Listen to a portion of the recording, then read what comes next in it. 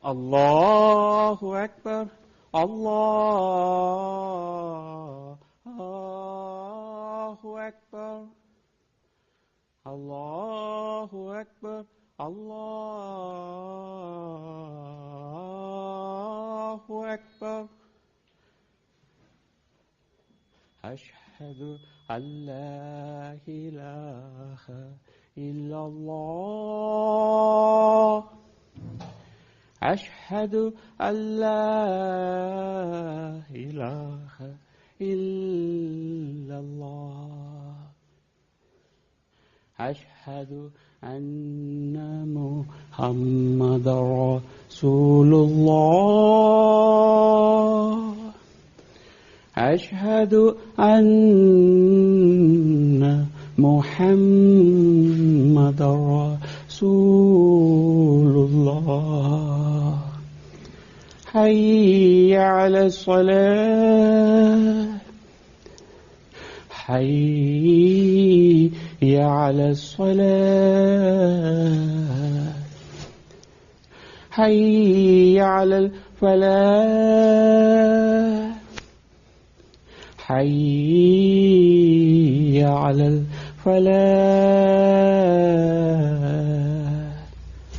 الله أكبر. الله أكبر. لا إله إلا الله.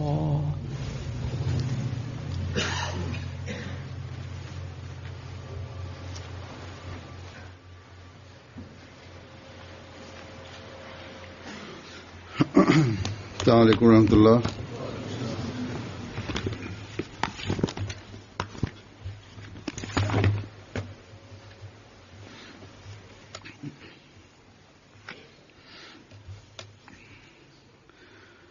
أشهد أن لا إله إلا الله وحده لا شريك له وأشهد أن محمدا عبده ورسوله. أما بعد فأعوذ بالله من الشيطان الرجيم. بسم الله الرحمن الرحيم. الحمد لله رب العالمين. الرحمن الرحيم. مالك يوم الدين. إياك نعبد وإياك نستعين. اهدنا الصراط المستقيم. صراط الذين أنعمت عليهم غير المغضوب عليهم ولا الضالين. في بيوت أذن الله أن نرفع ويذكر فيها اسمه يسبح له فيها بالغدو والآصال.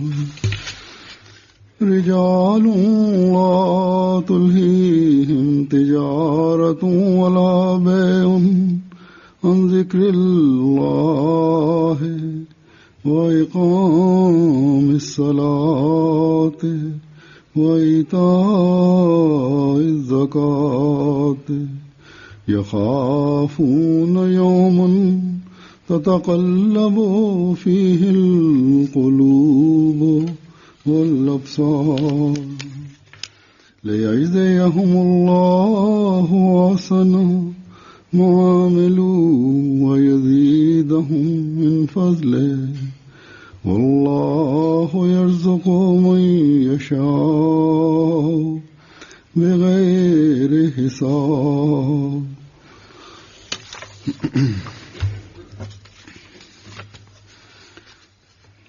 इन आयात का तर्जुमा है कि ऐसे घरों में जिनके मुतालिक अल्लाह ने इज़्न दिया है कि उन्हें बुलंद किया जाए और उनमें उसके नाम இவ்வசனங்களின் பொருள், எந்த வீடுகள் உயர்த்தப்பட வேண்டும் என்றும் அவற்றில் அவனது பெயர் நினைவு கூறப்பட வேண்டும் என்றும் இறைவன் கட்டளையிட்டுள்ளானோ அந்த வீடுகளில் அவனது தூய்மை காலை நேரங்களிலும் மாலை வேளைகளிலும் எடுத்துரைக்கப்படுகின்றது.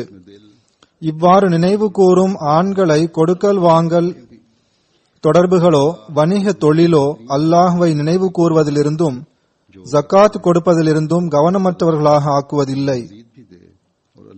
உள்ளங்களும் கண்களும் கலங்கும் ஒரு நாளை குறித்து அவர்கள் அஞ்சுகின்றனர். இதன் பயனாக அல்லாஹ் அவர்களுக்கு அவர்களின் செயல்களுக்குரிய மிகச்சிறந்த கூலி வழங்கி தன் அருளால் அவர்களுக்கு மிகுதியாக வழங்குவான். மேலும் அல்லாஹ் தன் அடியார்களுக்கு அளவின்றி வழங்குகின்றான். இன்று அல்லாஹ் தாலா ஜமாத்தே அஹ்மதியா நியூசிலாந்துக்கு முறைப்படி தம் பள்ளிவாசலை கட்டுவதற்கான நல்வாய்ப்பை வழங்கியுள்ளான்.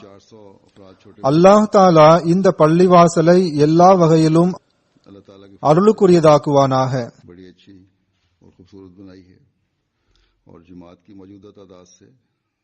நியூசிலாந்து ஜமாத் சிறிய ஜமாத் ஆகும். சிறியவர்கள் பெரியவர்கள் அனைவரையும் சேர்த்து மொத்தம் 400 பேர் உள்ளனர். ஆனால் அல்லாஹ் தாலாவின் அருளால் பள்ளிவாசலை மிகவும் அழகாக கட்டியுள்ளனர். இப்போதுள்ள ஜமாத் உறுப்பினர்களின் எண்ணிக்கையை விட அதிக பேர் தொழும் இட வசதி உள்ளது. இதன் கொள்ளளவை விட விரைவாக இதில் அதிக எண்ணிக்கையில் மக்கள் வந்து இது சிறிதாகி விடட்டுமாக. வேலை செய்பவர்கள் பலர் இரவு பகல் பாராமல் மிகவும் கடின உழைப்புடன் வேலை செய்துள்ளனர். ஜமாத் உறுப்பினர்கள் பலர் இரவு பகல் பாராமல் மன நிறைவுடனும் அக்கறையுடனும் இதில் வேலை செய்துள்ளார்கள் என்று எனக்கு கூறப்பட்டுள்ளது. நமது வழக்கத்திற்கு ஏற்ப சுயமாக வேலை செய்து செலவையும் மிச்சப்படுத்தியுள்ளனர். இந்த பள்ளிவாசலில் மொத்தம் ஹால் மற்றும் பிற இடங்களை சேர்த்து $3.5 மில்லியன் செலவாகியுள்ளது. இதில் $3.1 மில்லியன் பள்ளிவாசல் கட்டுவதற்கும் மீதம் சமையலறை மற்றும் பிற வேலைப்பாடுகளுக்காகவும் செலவாகியுள்ளது. ஜமாத்தின் எண்ணிக்கை குறைவாக உள்ள காரணத்தால் உடனடியாக இவ்வளவு பெரிய தொகையை ஜமாத் வசூலிக்க முடியவில்லை அல்லது வாக்குறுதிகளை நிறைவேற்ற முடியவில்லை. எனவே கடன் வாங்க வேண்டியது வந்தது. ஆனால் இந்த கடனை ஜமாத் உறுப்பினர்கள் விரைவாக செலுத்தி விடுவார்கள் என்று நான் நம்புகின்றேன். ஏனென்றால் ஜமாத் இங்கு நிலை பெற்று இந்த வருடத்துடன் 25 ஆண்டுகள் நிறைவடைகின்றன. எனவே எண்ணிக்கை குறைவாக இருந்த போதிலும் குறைந்தபட்சம் ஒரு பள்ளிவாசலை அல்லாஹ்வின் சன்னிதானத்தில் அர்ப்பணிக்க வேண்டும் என்று ஜமாத் பெரிதும் விரும்பியது. இந்த விருப்பம் நிச்சயமாக இருக்கவும் வேண்டும். இந்த அன்பளிப்பை அல்லாஹ் தாலாவின் வீடு கட்டுவதன் வடிவில் அர்ப்பணிக்க வேண்டும். ஆகவே இந்த உணர்வுகளுடன் நீங்கள் அல்லாஹ்வின் சன்னிதானத்தில் இந்த அன்பளிப்பை அர்ப்பணித்துள்ளீர்கள். எனவே இது கடனாக இருக்கக்கூடாது. முடிந்தவரை விரைவாக இந்த கடனை செலுத்துவதற்கு முயற்சி செய்ய வேண்டும். இதனால் இறைவனின் முன்னிலையில் தூய்மையான தியாகம் செய்யக்கூடியவர்களாக நீங்கள் ஆக வேண்டும். ஜமாத் உறுப்பினர்களாகிய உங்கள் மீது நல்லெண்ணம் கொண்டவாறு ஜமாத் இந்த கடனை வழங்கியுள்ளது. ஜமாத் சகோதரர்கள் தமது தியாகங்களின் மூலம் இந்த பள்ளிவாசலை கட்ட வேண்டும். இந்த தியாகம் சற்று தாமதமாக நடந்தாலும் பரவாயில்லை. இதன் மூலம் நீங்கள் அல்லாஹ் தாலாவின் விருப்பத்தை பெறக்கூடியவர்களாக ஆக வேண்டும். ஹஜ்ரத் ரசூலுல்லாஹி ஸல்லல்லாஹு அலைஹி வஸல்லம் அவர்கள் கூறினார்கள், எவர் இவ்வுலகில் இறைவனுக்காக ஒரு வீடு கட்டுவாரோ அல்லாஹ் தாலா சொர்க்கத்தில் அவருக்காக வீடு கட்டுவான். இறைவனின் சொர்க்கத்தை விரும்பாதவர் எவர்? தனக்காக சொர்க்கத்தில் வீடு ஒன்றை விரும்பாதவர் எவராக இருக்க முடியும்? நிச்சயமாக எந்த ஒரு அஹ்மதியும் அவர் தாம் இறைவனின் விருப்பத்தை பெறாமல் இருக்க வேண்டும் என்று ஒருபோதும் எண்ணிக்கூட பார்க்க முடியாது. சொர்க்கத்தில் இறைவன் தரக்கூடிய வீட்டை பெறுவதற்கு விருப்பமில்லாமல் இருக்க முடியாது. ஜமாத்தே அஹ்மதியாவின் இந்த அழகு உலகில் எல்லா இடங்களிலும் காணப்படுகின்றது. பொருள் தியாகத்தில் ஒருவரை ஒருவர் முந்திக் கொண்டு பங்கெடுப்பவர்களாக உள்ளனர். ஹஜ்ரத் மசீமது அலைஹிஸ்ஸலாத்து வஸ்ஸலாம் அவர்கள் இஸ்லாத்தின் தூது செய்தியை உலகத்தின் மூலை முடுக்குகள் வரை கொண்டு சேர்ப்பதற்காக இக்காலத்தில் தமது சஹாபாக்களிடம் பொருள் தியாகம் பற்றி ஏற்படுத்திய விழிப்புணர்வு, மேலும் தமது சஹாபாக்கள் செய்த தியாகத்தை பார்த்து அவர்கள் கூறினார்கள், எல்லையற்ற பரிசுத்த தன்மை உள்ளது, அன்பு வியக்க வைக்கும் அளவில் உள்ளது என்று கூறினார்கள். இந்த நிலை இன்று 100 ஆண்டுகள் கடந்த பிறகும் ஜமாத்தில் நிலை பெற்றுள்ளது. விஸ்வாசம் மற்றும் தூய்மையில் அஹ்மதிகள் எல்லாரும் மிகவும் மேலோங்கி உள்ளனர். நியூசிலாந்தின் ஜமாத்தில் தற்போதுள்ள எண்ணிக்கையில் 60% மேல் பிஜியில் இருந்து இங்கு வந்த மக்கள் ஆவர். ஏறக்குறைய 23% பாகிஸ்தானிலிருந்து வந்த முஹாஜிர்கள் ஆவர். மீதமுள்ளவர்கள் பிற சமுதாயங்களைச் சேர்ந்தவர்கள் ஆவர். இந்த ஜமாத் சிறியது என்றாலும் இங்கு பல்வேறு சமுதாயத்தைச் சேர்ந்தவர்கள் உள்ளனர். விசுவாசத்திலும் தூய்மையிலும் ஒவ்வொருவரும் ஒருவருக்கொருவர் முந்த முயற்சி செய்கின்றனர். ஆனால் வெளிப்படையான பரிசுத்த தன்மை மற்றும் தியாகங்கள், அது நேரத்தை தியாகம் செய்வதாயினும் அல்லது செல்வத்தை தியாகம் செய்வதாயினும், இவை ஒரு உண்மையான மூமினுக்கு போதுமானதல்ல. மாறாக நிரந்தர மனப்பான்மையுடன் நன்மையில் முன்னேறி செல்வதும் இறை அச்சத்தின்படி வழி நடப்பதும் பிறப்பின் நோக்கத்தை எப்போதும் நினைவில் கொள்வதும் ஆகிய இதுவே ஓர் உண்மையான மூமினின் சிறப்பு அம்சமாகும். இதுவே சிறப்பு அம்சமாக இருக்கவும் வேண்டும்.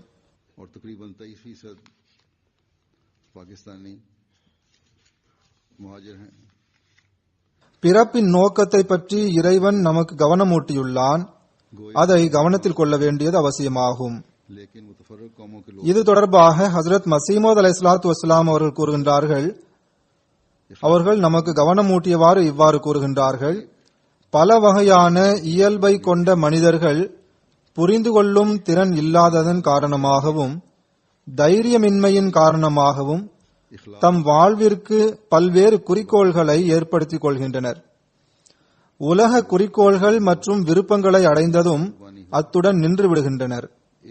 ஆனால் இறைவன் தன் தூய வேதத்தில் பிறப்பின் நோக்கத்தை வமா ஹலக்துல் ஜின்ன வல் இன்ஸ இல்லா லியாபுதூன், அதாவது ஜின்களையும் மனிதர்களையும் என்னை அறிந்து கொள்வதற்கும் என்னை வணங்குவதற்கும் நான் படைத்துள்ளேன் என்று கூறுகின்றான். எனவே இந்த வசனத்தின்படி மனித வாழ்வின் உண்மையான குறிக்கோள் இறைவனை வணங்குவதும் இறைவனை அறிந்து கொள்வதும் இறைவனுக்காகவே ஆகிவிடுவதும் ஆகும். எனவே ஹஜ்ரத் மசீமது அலைஹிஸ்ஸலாத்து வஸ்ஸலாம் அவர்களிடம் பையத் செய்து தற்காலிக உணர்ச்சி பெருக்கு அல்லது ஆர்வத்தின் அடிப்படையில் சில தியாகங்களை செய்வது நமது நோக்கமாகாது. மாறாக நிரந்தர மனப்பான்மையுடன் இறைவனை வணங்குவது நமது நோக்கமாகும். இறை வணக்கத்தின் தரம் இறைவனை அறிந்து கொள்வதன் மூலமே கிடைக்க முடியும். இறைவன் எல்லா சக்திகளும் உடையவனாவான். எனது ஒவ்வொரு சொல்லையும் செயலையும் பார்த்து கொண்டிருக்கின்றான். வெளிப்படையான எனது செயல்களை மட்டும் அவன் பார்ப்பதில்லை, மாறாக உள்ளத்தின் ஆழம் வரை அவனது பார்வை உள்ளது. நான் இன்னும் வெளியிடாத எனது எண்ணங்களையும் அவன் பார்க்கின்றான் என்று நம்ப வேண்டும். இந்த நிலை ஏற்பட்டால் இறைவனுக்காக தன்னை அர்ப்பணிக்க இவர் முயற்சி செய்கின்றார் என்று நாம் கூற முடியும். அதாவது எந்த ஒரு செயலும் உலக விருப்பங்களை மட்டும் நிறைவேற்றுவதற்காக செய்யக்கூடாது. மாறாக ஒவ்வொரு முயற்சியும் ஒவ்வொரு நற்செயலும் இறைவனின் விருப்பத்தை பெறுவதற்காக செய்ய வேண்டும். நமக்கு இறைவனின் உதவி தேவைப்படும் போது மட்டும் அல்லது நாம் ஏதாவது பிரச்சனையில் அகப்பட்டுக் கொள்ளும் போது மட்டும் இறைவனை வணங்குவது அல்லது कि हज़रत मसीह मौऊद अलैहिस्सलाम நமது உலக தேவைகள் நிறைவேறவில்லை என்றால் அப்போது இறைவனை வணங்குவது என்று இல்லாமல் நமது இறை வணக்கங்களை कर लेना செல்வமும் வசதியும் இருக்கும் போதும் நாம் செய்து வர வேண்டும். कि हमारा मकसद உலக விவகாரங்கள், உலக வியாபாரங்கள் நம்மை இறைவனை வணங்குவதிலிருந்து கவனமற்றவர்களாக ஆக்கிவிடக் கூடாது. उस वक्त हासिल होते हैं இந்த பள்ளிவாசல் வெறும் கட்டிடம் என்று மட்டுமில்லாமல் உங்களுக்கு இந்த பள்ளிவாசலின் விரிவாக்கமும் அதன் அழகும், நாம் இதை கட்டுவதற்காக இவ்வளவு நேரத்தை செலவிட்டுள்ளோம், இத்தனை வக்காரே அமல் பணிகளை செய்துள்ளோம், இத்தனை தொகையை நாம் மிச்சப்படுத்தியுள்ளோம், இத்தனை மணி நேரம் வக்காரே அமல் செய்தோம், जो भी இதை கட்டுவதற்காக நாம் இத்தனை சந்தா கொடுத்துள்ளோம் என்பதை மட்டும் நினைவூட்டுவதாக இல்லாமல் तो फिर हम कह सकते हैं कि एक इंसान कोशिश करता है कि वो खुदा ताला की இவ்வுலகில் பள்ளிவாசலை கட்டுவது மறுமையில் இறைவன் சொர்க்கத்தில் வீடு கட்டி पूरी करने தரும் அந்த அருள் கொடையை நினைவூட்டுவதாக அமைய வேண்டும். हर कोशिश और हर नेकी இறைவனின் இந்த இல்லத்தை கட்டிய பின் அதற்குரிய கடமைகளை நிறைவேற்றும் போதுதான் सिर्फ उस वक्त ना हो மறுமையின் வீடு கிடைக்கும். நான் ஓதிய இறை வசனத்தில் जब हम किसी मुश्किल में गिरफ्तार हैं அல்லாஹ் தாலா கூறியுள்ள கட்டளைகளின்படி செயல்படுவதுதான் பள்ளிவாசலின் கடமையை நிறைவேற்றுவதாகும். बल्कि हमारी அல்லாஹ் தாலா கூறுகின்றான், லா துல்ஹீஹிம் திஜாரத்துன் வலா பயோன், அவர்களின் வியாபாரங்களும் கொடுக்கல் வாங்கல்களும் அவர்களை கவனமற்றவர்களாக ஆக்குவதில்லை. और दुनिया அவர்களே இறைவனின் உண்மையான மூமின்களாவர். हमें खुदा ताला की इबादत से दूर कर எதிலிருந்து கவனமற்றவர்களாக ஆக்குவதில்லை?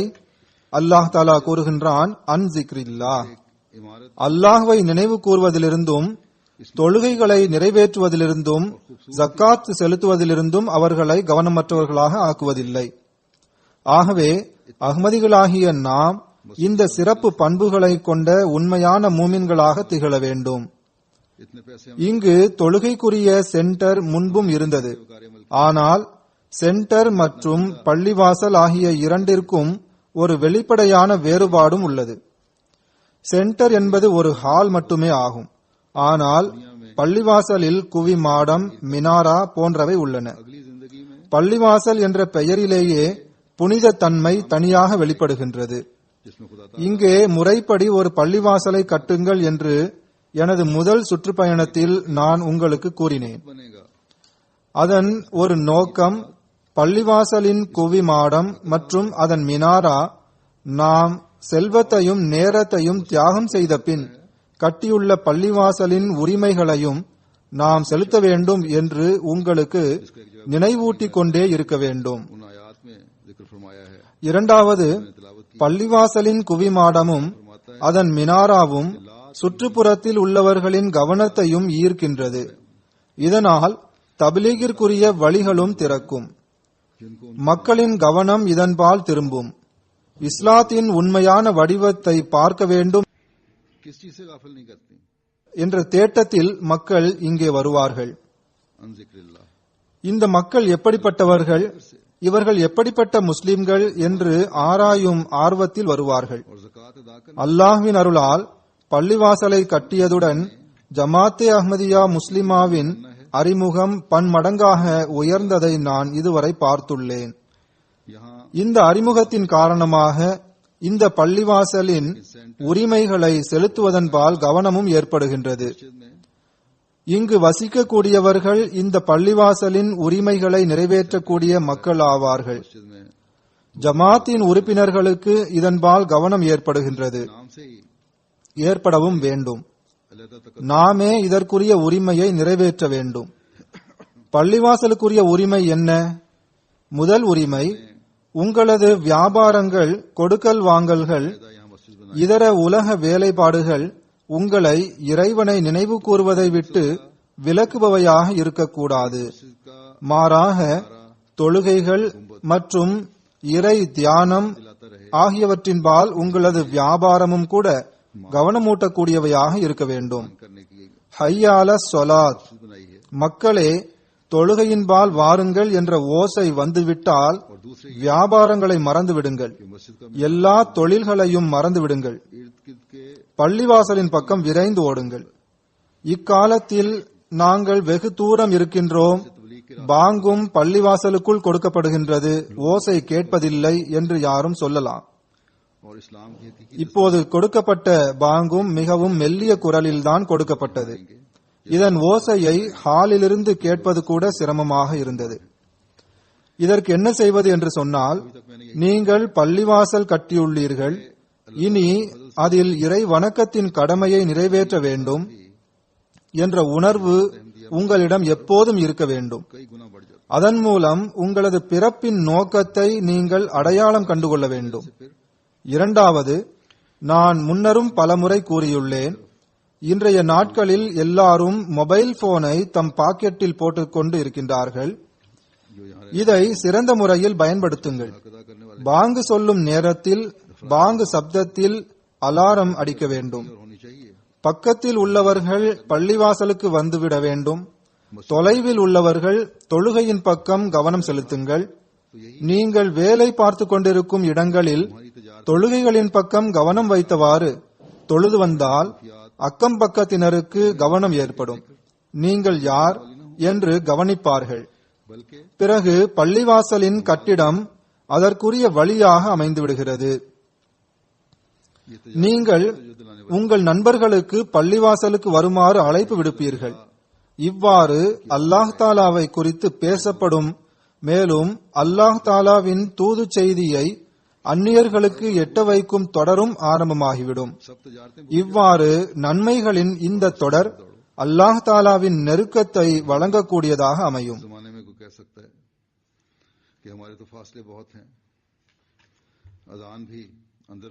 ஹஜ்ரத் ரசூலுல்லாஹி ஸல்லல்லாஹு அலைஹி வஸல்லம் அவர்கள் இந்த மாற்றத்தையும் தம் சஹாபாக்களிடம் ஏற்படுத்தினார்கள். அதற்கான உதாரணத்தை அல்லாஹ் தாலா இவ்வசனங்களில் வழங்கியுள்ளான்.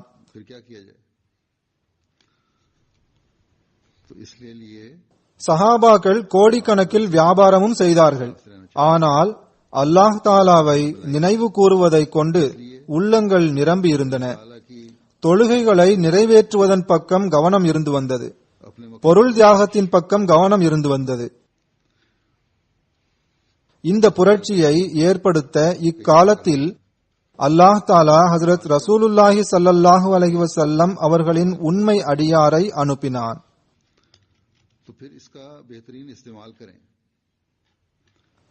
உங்களது தொடர்பை அல்லாஹ் தாலாவுடன் உறுதிப்படுத்திக் கொள்ளுங்கள். உங்கள் தொழுகைகளை பாதுகாத்து வாருங்கள். உங்களது செல்வங்களை பரிசுத்தமாக்குவதற்காக பொருள் தியாகம் செய்யுங்கள். நான் அடிக்கடி கூறி வருகின்றேன், ஜமாத்தின் வரலாறும் நமக்கு இதை தெரிவிக்கின்றது. ஜமாத் உறுப்பினர்களின் செயல்பாடுகளும் நமக்கு இதை தெரிவிக்கின்றன. அதாவது பொருள் தியாகம் செய்வதில் அல்லாஹின் அருளால் ஜமாத் மிகவும் முன்னேறியுள்ளது, இன்னும் முன்னேறி கொண்டிருக்கின்றது. இதன் பக்கம் கவனம் இருந்து வருகின்றது. ஆனால் தொழுகைகளை நிறைவேற்றுவதன் பக்கம் அதிக கவனம் செலுத்துவது மிகவும் அவசியமானதாகும். இபாதத்தின் தரத்தை அடைவதற்கு இன்னும் அதிக தேவையுள்ளது. ஆகவே இதன் பக்கமும் கவனம் செலுத்த வேண்டும்.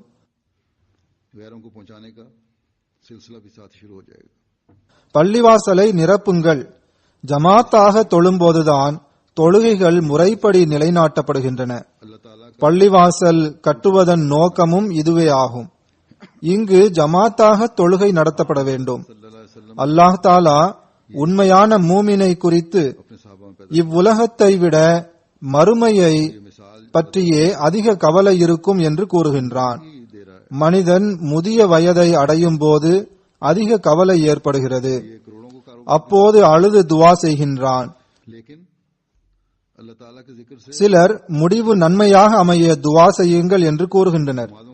அல்லாஹ் தாலா கூறுகின்றான், உண்மையான மூமின்களுக்கு இந்த நிலை இறுதி வயதை அடையும் போது ஏற்படுவதில்லை.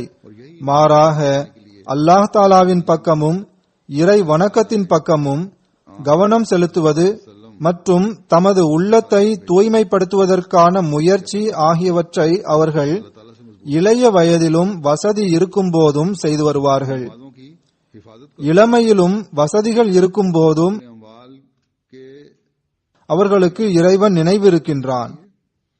அவர்கள் காலையிலும் மாலையிலும் இறைவனை நினைவு கூறுகின்றார்கள். காரணம், அவர்களுக்கு எல்லா நேரமும் மறுமையின் அச்சம் கண் முன்னால் இருக்கின்றது. அவர்களது உள்ளங்கள் நடுங்குகின்றன. நான் கூறியது போன்று में तो जमात अल्लाह ताला இது ஹஜ்ரத் ரசூலுல்லாஹி ஸல்லல்லாஹு அலைஹி வஸல்லம் அவர்களின் சஹாபாக்களின் நிலையின் வரைபடமாகும். இந்த நிலையைத்தான் ஹஜ்ரத் மசீமது அலைஹிஸ்ஸலாத்து வஸ்ஸலாம் அவர்கள் நம்மிடம் ஏற்படுத்த வந்தார்கள். ஹஜ்ரத் மசீமது அலைஹிஸ்ஸலாத்து வஸ்ஸலாம் ஓரிடத்தில் கூறுகின்றார்கள், बस इस உள்ளம் கவலையால் நிரம்பி விடுகிறது. அல்லாஹ் தாலா நமது ஜமாத்திற்கும் क़याम नमाज சஹாபாக்களுக்கு வழங்கிய அருள் கொடையை வழங்குவானாக. சஹாபாக்களிடம் இருந்த சத்தியமும் தூய்மையும் விசுவாசமும் இவர்களிடமும் ஏற்பட வேண்டும். बाजमात இறைவனை தவிர இவர்கள் வேறு யாருக்கும் அஞ்சுபவர்களாக இருக்கக்கூடாது. के हकीकी இறை அச்சம் உடையவர்களாக இருக்க வேண்டும். ஏனென்றால் இறைவனின் நேசம் இறை அச்சம் உடையவர்களுக்குத்தான் இருக்கின்றது. बुढ़ापे की उम्र இன்னல்லாஹ மஅல் முத்தகீன். அல்லாஹ் தாலாவின் அருள் கொடையை பெற வேண்டுமென்றால் அல்லாஹ் தாலாவின் கட்டளையால் और दुआ के लिए कहते भी உயர்த்தப்படுகின்ற வீடுகளில் நமது வீட்டையும் சேர்க்க வேண்டுமென்றால் अल्लाह ताला அல்லாஹ்வின் ஜிக்ரை கொண்டு வீடுகளையும் நிரப்ப வேண்டும். उम्र के आखिरी हिस्से में जाकर नहीं होती. மேலும் எல்லா நேரமும் இறை அச்சத்தை நமது உள்ளத்தில் அமர்த்துவது அவசியமானதாகும். इबादत की तरफ तवज्जो உலகத்தின் எல்லா அச்சங்களும் வியாபாரங்களை குறித்த அச்சங்களும் ஆகிய அனைத்தும் कोशिश இறை அச்சத்திற்கு எதிரில் எந்த மதிப்புமற்றவையாக ஆகிவிட வேண்டும். करते हैं. ஹஜ்ரத் மசீமது அலைஹிஸ்ஸலாத்து வஸ்ஸலாம் அவர்கள் மீண்டும் மீண்டும் தமது ஜமாத்திற்கு இறை அச்சத்தை உருவாக்குங்கள், இறைவனை எல்லாவற்றையும் விட सुबह शाम அதிக முதன்மையாக்கிக் கொள்ளுங்கள் इसलिए कि आखिरत का என்று கூறியுள்ளார்கள். हर वक्त उनके पेश नजर அவர்கள் கூறுகின்றார்கள், இந்த சொற்கள் என்னுடைய சொற்களாகும், ஆனால் அதன் கருத்து இதுதான். जैसा कि அதாவது, உலகத்திற்கு பின்னால் செல்லாதீர்கள். सल्लल्लाहु अलैहि वसल्लम के सहाबा का உலகத்திற்கு பின்னால் செல்வதால் சிறிது காலத்திற்கு தற்காலிகமான உலக பயன்கள் உங்களுக்கு கிடைக்கலாம். அதிலும் எப்போதும் நிம்மதி இருப்பதில்லை. இப்படி ஆகிவிடக்கூடாதே, அப்படி ஆகிவிடக்கூடாதே என்ற பதற்றம் இருக்கும். गम में डूब ஆனால் இறைவனை தேடினால், अल्लाह ताला அவனுக்காக ஆகிவிட்டால் இறைவனும் கிடைத்து விடுகிறான், உலகமும் கிடைத்துவிடும். ஹஜ்ரத் ரசூலுல்லாஹி ஸல்லல்லாஹு அலைஹி வஸல்லம் அவர்களின் சஹாபாக்கள், நான் ஏற்கனவே கூறினேன், கோடிக்கணக்கில் வியாபாரம் செய்தார்கள். के सिवा ஆனால் அவர்கள் தமது இறைவணக்கத்தை ஒருபோதும் மறக்கவில்லை. खुदा की அவர்கள் ஒருபோதும் இறைவனை நினைவு கூறுவதை மறக்கவில்லை.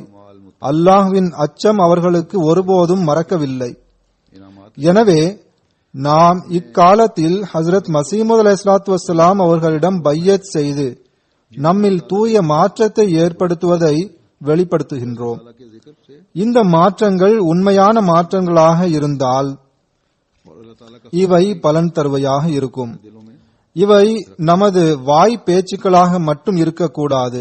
दुनिया के तमाम खौफ, दुनियावी तजारतों के खौफ, ये तमाम चीजें வெறுமனே நாவினால் ஒப்புக்கொண்டதாக இருக்கக்கூடாது. मुकाबले में இந்த தூய்மையான மாற்றங்களை நீங்கள் உண்மையிலேயே மேற்கொண்டால், हज़रत मसीह நீங்கள் இறை அச்சத்தின் வழி நடப்பவர்களானால், अपनी जमात को உங்களது தொழுகைகளும் குறித்த நேரத்தில் நிறைவேற்றப்பட்டால், और अल्लाह ताला அவை இறைவனின் விருப்பத்தை பெறுவதற்காக இருந்தால், உங்களது பிற செயல்களும் அல்லாஹ் தாலாவின் விருப்பத்தை பெறுவதற்காக இருந்தால், நீங்கள் அல்லாஹ் தாலாவிடம் நற்கூலி பெறுபவர்களாவீர்கள். कुछ अरसे के लिए உங்களுக்கு உலக ரிஸ்கும் கிடைக்கும், ஆன்மீக ரிஸ்கும் கிடைக்கும் என்று அல்லாஹ் தாலா கூறுகின்றான். वक्त बेचैनी रहती है और धड़का உலக பணிகளை செய்ய வேண்டாம் என்று அல்லாஹ் தாலா கூறவில்லை.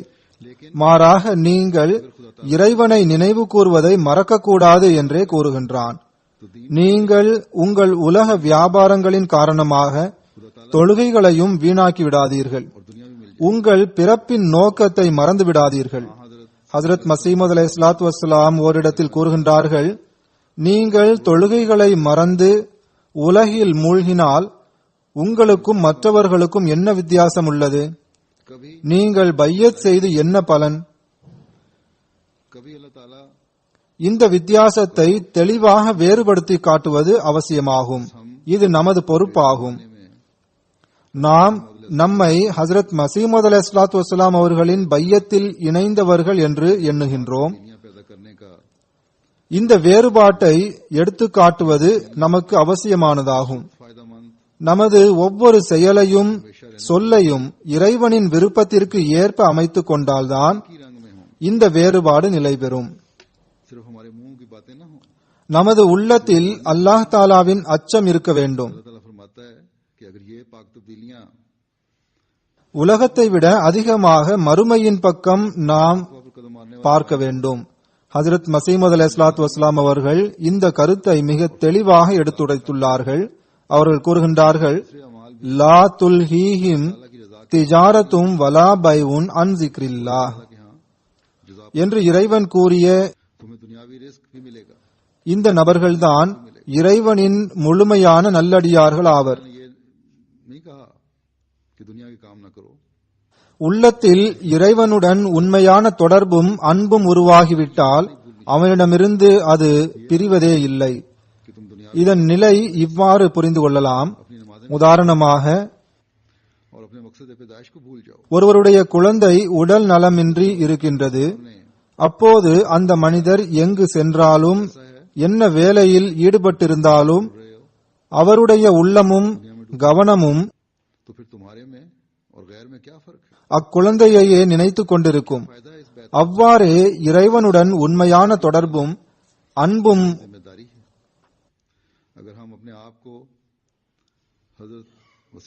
உருவாக்குகின்றவர்கள் எந்த நிலையிலும் இறைவனை மறப்பதே இல்லை. பிறிதோரிடத்தில் அவர்கள் கூறுகின்றார்கள், மார்க்கமும் உலகமும் ஓரிடத்தில் ஒன்று சேர முடியாது. இது மிகவும் சரியான கருத்தாகும். பிறகு கூறுகின்றார்கள், விவசாயி விவசாயத்தையும் வியாபாரி வியாபாரத்தையும் வேலை பார்ப்பவர் வேலையையும் சுய தொழில் செய்பவர் தொழிலையும் கைவிட்டுவிட்டு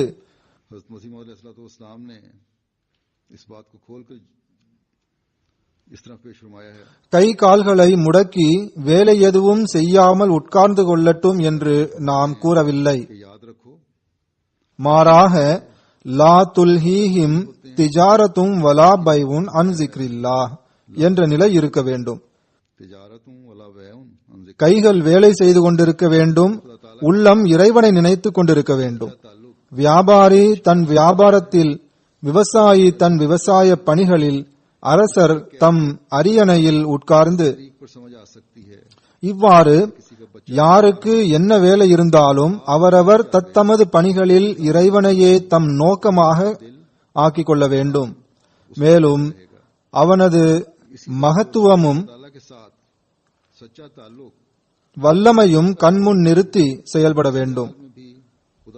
அவனது கட்டளைகள் மற்றும் தடுத்தவைகள் ஆகியவற்றை பேணியவாறு இருந்து என்ன வேண்டுமானாலும் செய்யலாம்.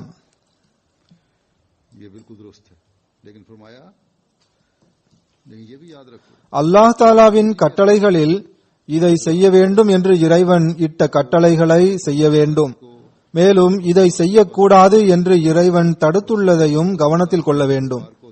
இவ்வாறு அல்லாஹ் தாலாவின் கட்டளையை கண்முன் நிறுத்தி செயல்பட்டால் உங்களுக்கு ஒரு செயல் திட்டம் முன்னால் இருக்கும்.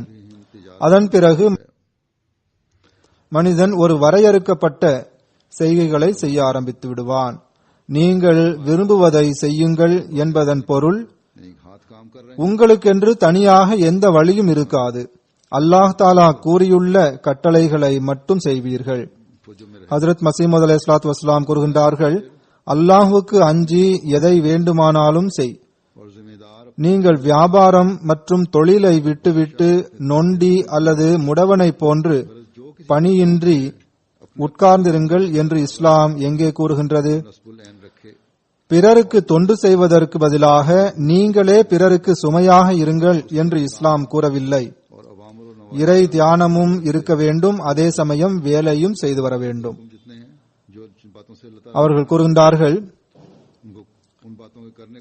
அவ்வாறு இல்லை. இப்படி சோம்பேறியாக இருக்கும் மனிதர் இறைவன் மற்றும் அவன் மார்க்கத்திற்கு என்ன தொண்டு செய்ய முடியும்? அவரிடம் அல்லாஹ் ஒப்படைத்துள்ள அவரது மனைவி மக்களுக்கு அவர் எப்படி உணவளிப்பார்? ஆகவே நீங்கள் உலகத்தை முற்றிலும் துறந்து விடுங்கள் என்பது இறைவனது விருப்பம் அல்ல. மாறாக அவனது நோக்கம் கத் அஃப்லஹ மன் ஸக்காஹா என்பதாகும். வியாபாரம் செய்யுங்கள், தொழில் செய்யுங்கள், வாணிபம் செய்யுங்கள், எதை வேண்டுமானாலும் செய்யுங்கள். ஆனால் உள்ளத்தை இறைவனுக்கு கீழ்ப்படியாமல் இருப்பதிலிருந்து தடுத்துக் கொண்டே இருங்கள். தமது உள்ளத்தை தூய்மையாக வைத்திருப்பவர்களே வெற்றி பெறுகின்றனர். உங்களுடைய இந்த விவகாரங்கள் இறைவனிடமிருந்து உங்களை கவனமற்றவர்களாக ஆக்கிவிட வேண்டாம். இவ்வாறு இருந்தால் உங்களது பௌதீகமும் ஆன்மீகமாகிவிடும். உலகத்தை சம்பாதிப்பது, வியாபாரம் செய்வது அல்லது வேலை பார்ப்பது ஆகிய அனைத்தும் நிய்யத் நல்லதாக இருந்தால் மார்க்கமாக மாறிவிடுகின்றன. அல்லாஹ்வின் கட்டளையின்படி செயல்பட வேண்டும் என்ற உறுதிப்பாடு இருக்க வேண்டும். ஹஜ்ரத் மஸீஹ் அலைஹிஸ்ஸலாத்து வஸ்ஸலாம் கூறுகின்றார்கள், மனிதன் உலகத்திற்காக படைக்கப்படவில்லை. உள்ளம் தூய்மையாக இருக்க வேண்டும். எல்லா நேரமும் எப்படி இறைவன் மகிழ்ச்சியடைவான் என்ற தேட்டமும் ஏக்கமும் இருக்க வேண்டும். அவ்வாறு இருந்தால் உலகமும் அவர்களுக்கு ஹலாலாக ஆகிவிடுகிறது.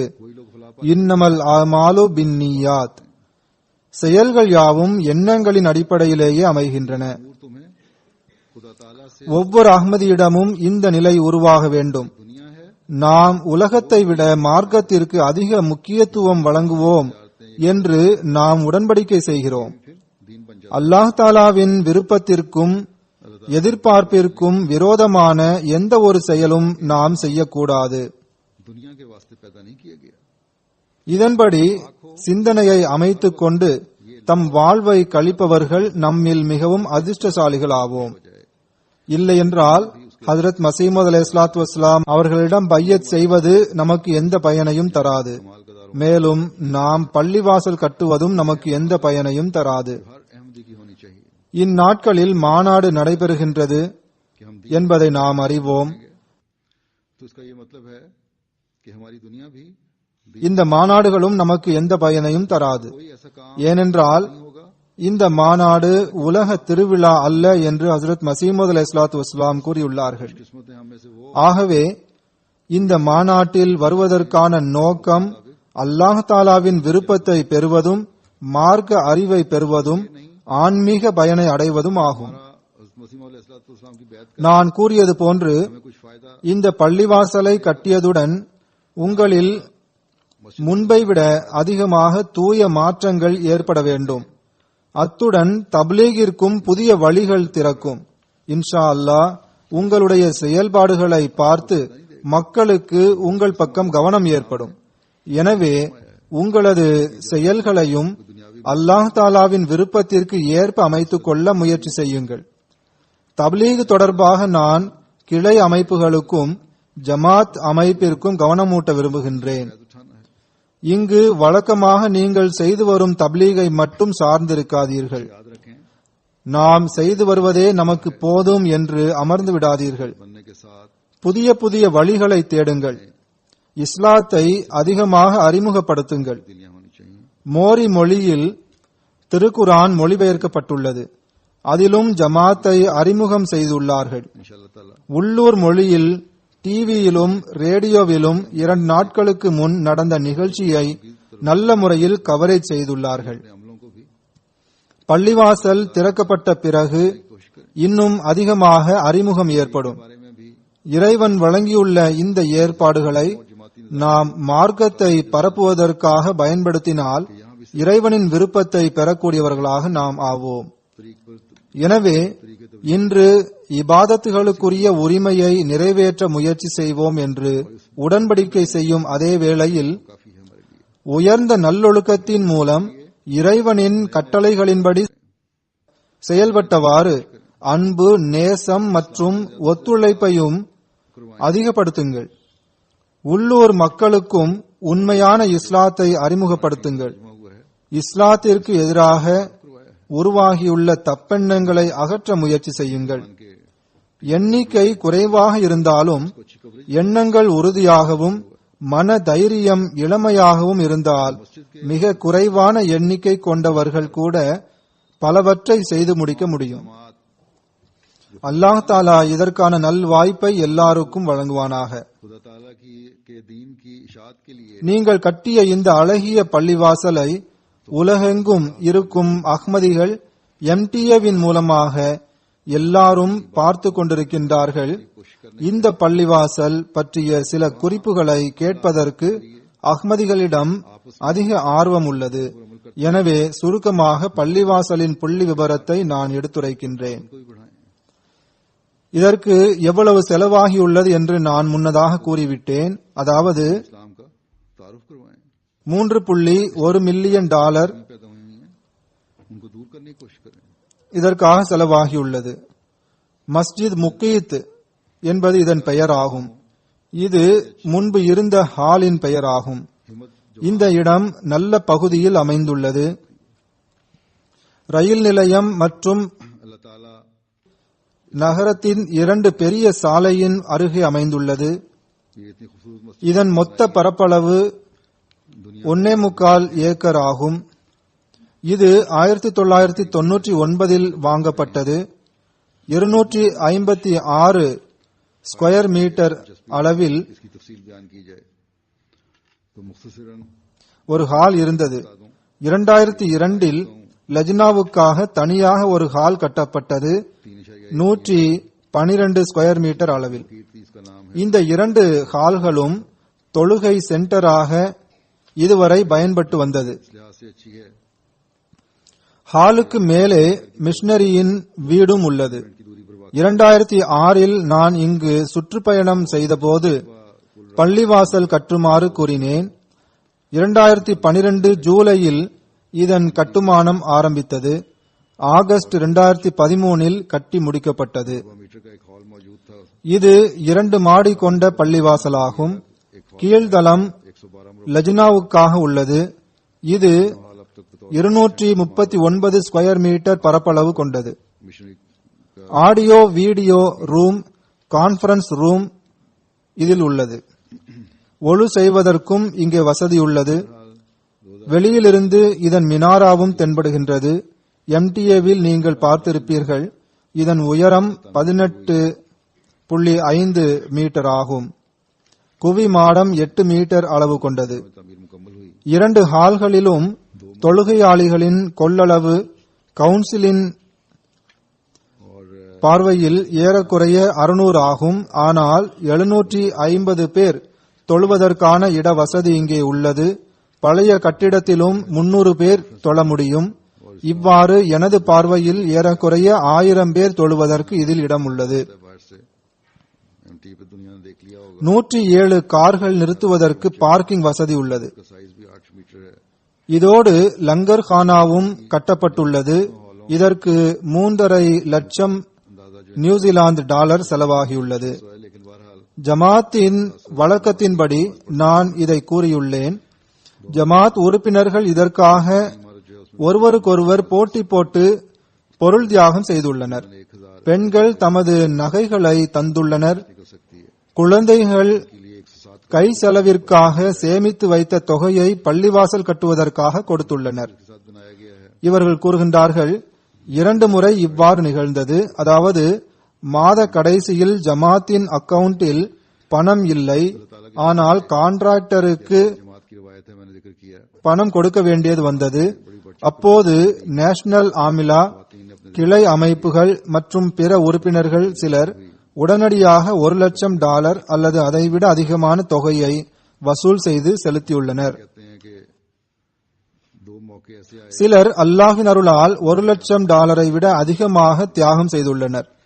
இது தவிர पेमेंट करने ஒவ்வொருவரும் தத்தமது சக்திக்கு ஏற்ப தியாகம் புரிந்துள்ளனர். बाज ने அசாதாரணமான தியாகம் செய்யும் வாய்ப்பு கிடைத்துள்ளது.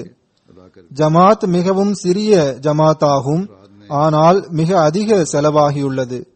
எவ்வாறு இருப்பினும் தியாகம் செய்த அனைவருக்கும் பொருள் தியாகம் செய்ய முடியாதவர்கள் வக்காரே அமல் மூலம் தியாகம் செய்துள்ளனர், நேரத்தை தியாகம் செய்துள்ளனர்.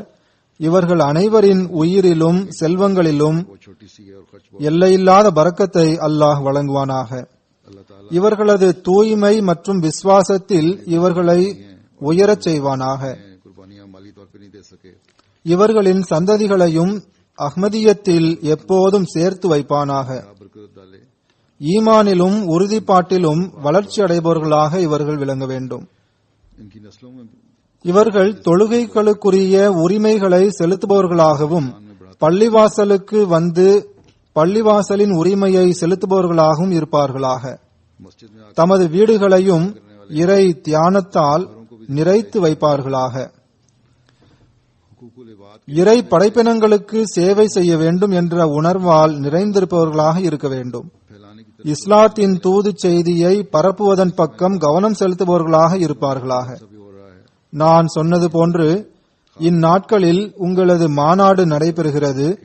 எனவே இந்நாட்களில் குறிப்பாக துஆக்களின் பக்கம் அதிக கவனம் செலுத்துங்கள். पाक तो दुनिया पे அல்லாஹ் தாலா நம் அனைவரிடத்தும் தூய மாற்றங்களை ஏற்படுத்துவானாக என்று துஆ செய்யுங்கள். में पैदा हो முன்பை விட அதிகமாக நமக்கு அல்லாஹ் தாலாவின் அச்சம் ஏற்பட வேண்டும். को हमेशा இந்த தூய மாற்றங்களை நிரந்தரமாக நமது வாழ்க்கையில் நாம் தக்க வைத்துக் கொள்பவர்களாக இருக்க வேண்டும். वालों के लिए हज़रत मसीह அவ்வாறு இறைவன் நம்மை ஆக்குவானாக.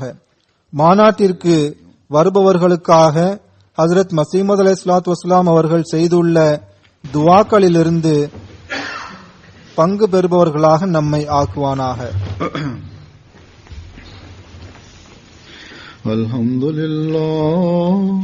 الحمد لله نحمده ونستعينه ونستغفره ونؤمن به ونتوكل عليه ونعوذ بالله من شرور أنفسنا ومن سيئات أعمالنا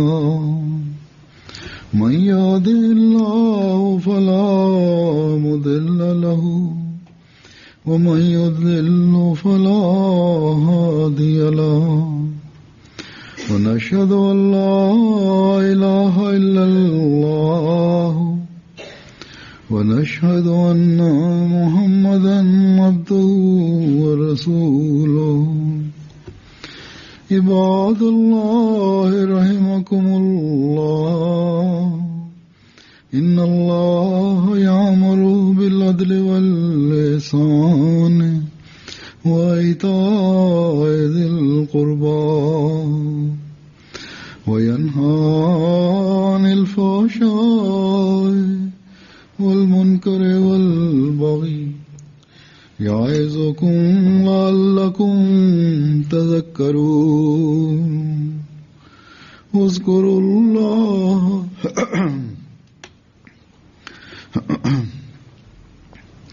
اذكروا الله يذكركم وادعوه يستجب لكم ولذكر الله أكبر